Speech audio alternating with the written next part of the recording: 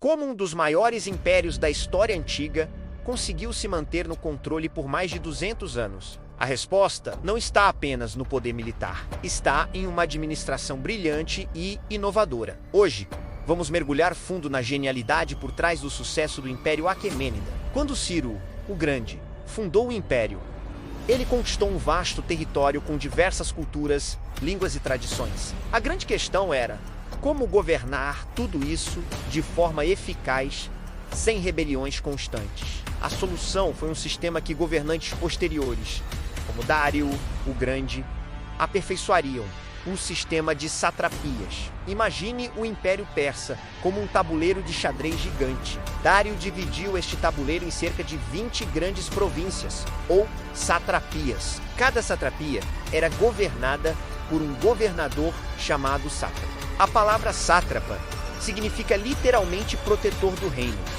Estes não eram apenas funcionários aleatórios. Muitas vezes eram nobres persas ou até membros da família real, escolhidos por sua lealdade e habilidade.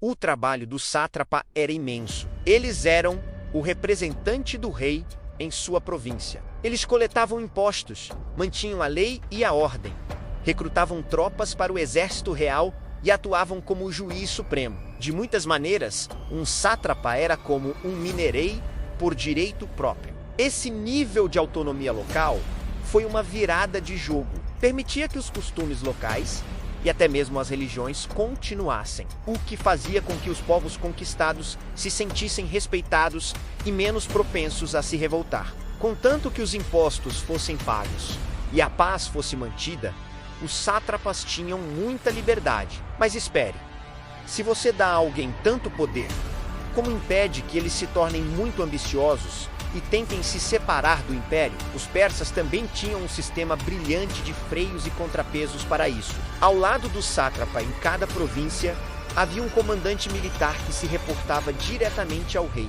não ao sátrapa. As finanças eram frequentemente supervisionadas por um tesoureiro separado, que também respondia ao governo central. Essa divisão de poder significava que nenhuma pessoa em uma província tinha controle total. O sátrapa não podia simplesmente usar o exército para sua própria rebelião, porque o exército não era seu para comandar. Era uma maneira inteligente de evitar a concentração de poder longe da capital, mas a supervisão do rei não parava por aí. Como o grande rei, sentado em suas capitais como Susa ou Persépolis, poderia saber o que realmente estava acontecendo a centenas de quilômetros de distância? É aqui que entra um dos aspectos mais fascinantes da administração persa: os olhos e ouvidos do rei. Estes eram inspetores especiais, uma espécie de serviço secreto antigo. Eles viajavam sem aviso prévio por todo o império, observando os sátrapas, ouvindo a população local e verificando o estado das províncias. Eles tinham autoridade para investigar qualquer coisa, desde corrupção financeira até potencial deslealdade. Quando retornavam ao rei, entregavam um relatório completo. O conhecimento de que os olhos e ouvidos do rei poderiam aparecer a qualquer momento mantinha os sátrapas em alerta. Era uma poderosa ferramenta psicológica que garantia lealdade e eficiência em todo o vasto império. Agora, toda essa comunicação e controle exigiam infraestrutura, e os persas construíram uma das mais impressionantes superestradas do mundo antigo. A estrada Real estendendo-se por mais de 2.500 quilômetros de Susa, na Pérsia, até Sardes, perto do Mar Egeu.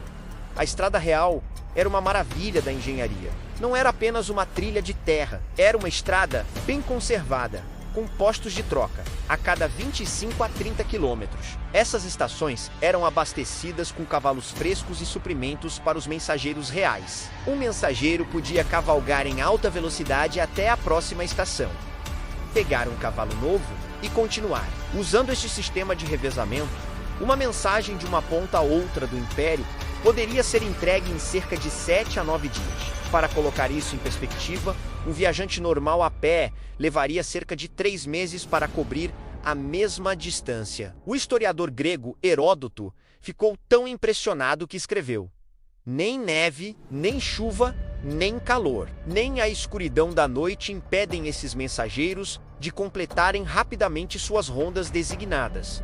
Esta frase, a propósito, é o lema não oficial do Serviço Postal dos Estados Unidos. A Estrada Real era a internet de sua época, encolhendo o império e permitindo que o rei enviasse decretos, recebesse informações e movesse tropas com uma velocidade sem precedentes. Administração e comunicação são fundamentais, mas o que realmente unifica um grande império é uma economia compartilhada. Dário o Grande entendeu isso perfeitamente. Antes dele, o comércio era uma bagunça de troca de mercadorias ou uso de diferentes pesos e medidas de prata e ouro. Dário introduziu uma moeda padronizada em todo o império. Ele cunhou uma moeda de ouro chamada dárico, que apresentava a imagem do rei persa, muitas vezes representado como um arqueiro. Ele também introduziu uma moeda de prata, o ciclo. 20 ciclos equivaliam a um dárico. Isso foi revolucionário. Pela primeira vez, um comerciante no Egito podia negociar com um comerciante na Bactria, o que hoje é o Afeganistão, usando a mesma moeda confiável. O dárico era famoso por sua alta pureza de ouro, tornando-se uma forma de pagamento confiável, muito além das fronteiras do Império Persa. Essa padronização impulsionou um enorme boom no comércio, tornou a coleta de impostos mais simples e consistente, e uniu as diversas regiões econômicas do Império em uma única unidade coesa. Então, vamos recapitular a genialidade administrativa persa. Você tem um sistema descentralizado de satrapias que respeita os costumes locais. Você tem um sistema central de freios e contrapesos com oficiais militares e financeiros separados. Você tem os olhos e ouvidos do rei, garantindo lealdade e combatendo a corrupção. Você tem a Estrada Real, uma superestrada de informações que permite comunicação e controle rápidos. E, finalmente, você tem uma moeda unificada, o dárico, que alimenta uma próspera economia imperial. É essa combinação de flexibilidade, supervisão e infraestrutura que permitiu ao Império Aquemênida não apenas conquistar, mas governar efetivamente por mais de 2 séculos. Criou um período de relativa paz e prosperidade conhecido como Pax Persica, a paz persa. O modelo persa de administração foi tão bem sucedido que muitos de seus princípios foram posteriormente adotados por Alexandre o Grande e impérios subsequentes. É um poderoso testemunho da ideia de que o império é construído não apenas com espadas, mas com organização, comunicação e um sistema de estradas realmente bom. O legado dos sátrapas, da Estrada Real e do Dárico é uma história de como gerenciar com sucesso uma superpotência multicultural e multiétnica. Galera, faça o famoso CCC, curta, comente e compartilhe. Obrigado!